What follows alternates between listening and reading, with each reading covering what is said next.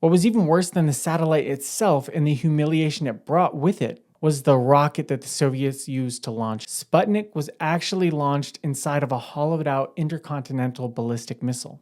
The Russians wanted to make sure that the implication wasn't lost on their American foes. The oceans are no longer your moats. This time, it was just a harmless beeping transmitter, but we could have just as easily reached you with the original nuclear payload intact. Talks of nuclear weapons dominated American news cycles for years to come.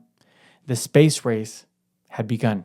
If you believe the US Air Force Intelligence Branch, the Russians hadn't just cracked the code on building nukes. They had airfields full of them. The Air Force's internal predictive models showed an overwhelming existential Soviet advantage. Enter Stuart Symington. He'd been appointed the very first Secretary of the Air Force by Harry Truman in 1947, and by 1957, he was a powerful U.S. Senator from Missouri sitting on the Armed Services Committee. Symington took the Air Force data at face value and sounded the alarm bells big time.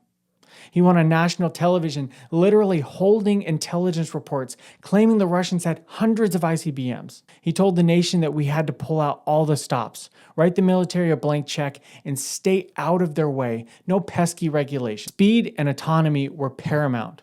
Do you see where I'm going with this? There was a rival faction that didn't trust the Air Force's models, the CIA. They suspected that the Air Force was intentionally inflating the threat to guarantee that Congress never said no when they asked for approval on more infrastructure and capital expenditure, buying more physical assets. So the CIA built the U-2 spy planes to gather hard empirical data. Just 3 years later, JFK got elected and the spy plane files came to light. Photographs showed undeniable truth. The number of Soviet ICBM wasn't in the hundreds.